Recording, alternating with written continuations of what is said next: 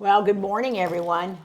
Anyway, Mom and I are just sitting here. She just wrapped up her classroom test, and she got 100, as you guys all know. Anyway, we're kind of sitting here. It's Saturday. We've had a pretty good week, haven't we, Mom? We have. What did we do? Do you remember? We stayed alive.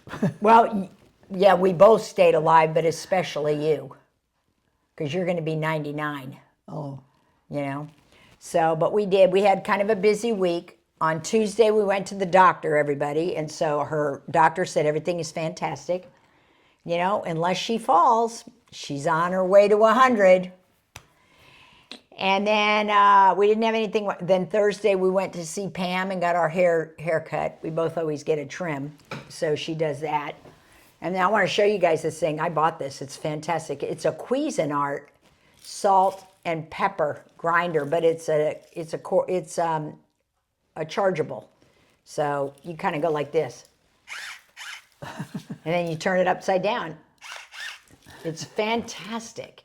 So I don't do a lot of cooking, but I bought that thinking I was Julia Child. But I do like it because every now and then when I'm doing something, I want to put a little salt and pepper in it. But you know, what we have is pretty boring because I hate to cook, but I do have to feed us or we'll both look emaciated. Anyway, anything you want to say, Mom? You got to say stuff. No, you got to I don't have things how are to you say. feeling? I mean, are you oh, I feel wonderful. anything bother you, hurt? Not a thing. How are you sleeping? Very good. Well, now let me explain this though. Our mother, she gets wax in her ears, and so every 4 weeks we go see her ear doctor, and he gets in there and clears it out. Just something that she's always had, and she can't really get them drained because, as I've said in other videos, but not a couple of nights ago, Mom was snoring like a fool. And I was like, man, she's really snoring. And she likes to face me when she sleeps. I don't know why. And if she faces the other way, it's not right in my ear. So I'm like, oh my God, I can't get to sleep. So I go, Mom, I try to tell her, Mom, and she's just not answering. I go, Mom, and she's still not answering. And I go, Mom, and she's just snoring, and it's like she's ignoring me. So I said, oh, forget it. I go, I'm just going to keep waking you up if you keep snoring, if you're just going to ignore me, so I don't say anything else. So in the morning we get up, and I go, Mom, she's getting ready to get up, and I go, Mom, and again, she's not even answering. And I go, Mom, Mom. And she doesn't even hear me. I mean, it's like she's deaf. And I go, Mom, I get right in her, and she's like, oh, I can't hear you. And I said, I know, you haven't been hearing me since I've been yelling at you since 2 a.m. So, but I didn't realize in the middle of the night that her ears, from sleeping on it, the wax buildup can kind of plug her up so she doesn't hear. And she gets spooked about it, because she thinks something's a little bit more serious. And I go, no, it's the wax in the ear. And then when she goes like that on both of her ears, it pops. So anyway, that was the drama of the week, which isn't much. Anything? Come on, Mom, you got to say something. No, I can't not a talk thing. all the time. You got to have something to say.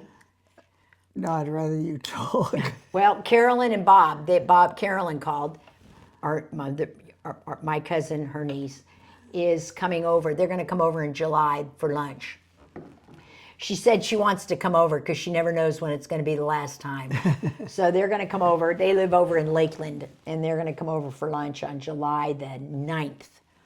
And then I told our mother, this is the other thing we're doing. Susan and I are going. We are going to pre-plan your funeral. Now, you can go, but she didn't want to go, which I don't blame her, but a lot of people do that, and I never really thought about it. Being Catholic and everything, it's pretty structured, but we're going to go and get it all set up with the songs and the readings, and then obviously the day of your celebration of life, it'll all be kind of set, and all you have to do is just say, hey, this person, so I was kind of, when, because I'm a Eucharistic minister, when we were standing there, they were kind of talking about funerals, the lady that coordinates them. And I heard her say, yeah, I'm having problems, and I was kind of eavesdropping on it. And I said, oh, you have problems with funerals? And she goes, well, this one, one of them is a non-Catholic. They're non-Catholic.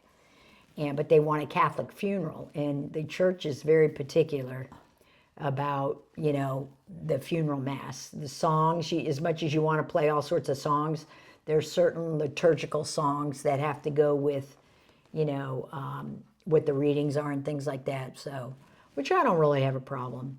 So that's when it came up about pre-planning, and I was shocked at how many people that serve in the Eucharistic ministry at the 11 o'clock Mass, how many of them have pre-planned. The lady that coordinates the funerals is pre-planning hers now because her son is down. So, we all going to have a final act. If you want to have some input into what they're going to be saying about you when you're gone, it's kind of good. Some people write their own eulogy.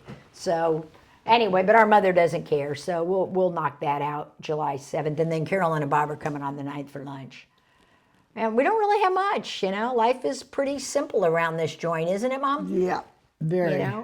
What do you do every day? Tell everybody what you do. Nothing. Well, give them a routine. Do you have a routine?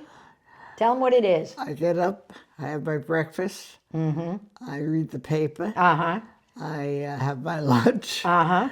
I wait around until I have my supper, Uh-huh. and then I go to bed. That's pretty much a routine. That's pretty good, Mom. At least you're cognizant. And yeah, that's what we do. Every now and then we take a run somewhere. See who this guy is. All right. Well, we love you guys. We just wanted to chit-chat with you and keep you up to date on what's going on over here with our mother at this stage. And we did get a little bit of bad news. Pam, the friend of mine from across the street, I worked with her husband, and I knew her very well. They were my neighbors for a long, long time. Her mother, Joyce, passed away yesterday. She was going to be 97 in October. She had some health issues, but she wasn't eating, and then I think she took a little fall and, coming out of the bathroom, and it wasn't going to be good, and so Pam said, no, just put her on palliative care, which they did at Advent Health in Orlando, and Pam said no. Her nephew was on his way down, so hopefully he made it before she passed, but she passed yesterday at about 11 o'clock, so anyway, that was kind of a bummer, but, Pam, Tom, her husband, said that, he loved Joyce, the mother-in-law. But when he said, but I'm going to tell you right now, when she moved in with us, I thought maybe 2 years, 3 years. I didn't think 13 years later she'd still be with us. But, you never know. When you get good care, especially family care, you're going to definitely have a extended life because the care is at a whole different level. This one right here gets the best care she could ever get. I take care of everything. What? I deserve it. Why do you deserve it? Because I'm your mother. And what about being my mother means that you should deserve it? What did you do? I took care of you. Well, how did you take care of me? I raised you to be a very personable, happy, charming young lady. Well, thank you, Mother. Now, that's quite nice. Well, the old expression, what goes around comes around. And also, Dad used to, there used to be an expression, you come into the world in diapers and you go out in diapers. What is it? So she's distracted, so we're going to shut it down. Doing? All right, I love you guys. Have a great day. Bye-bye. What is that?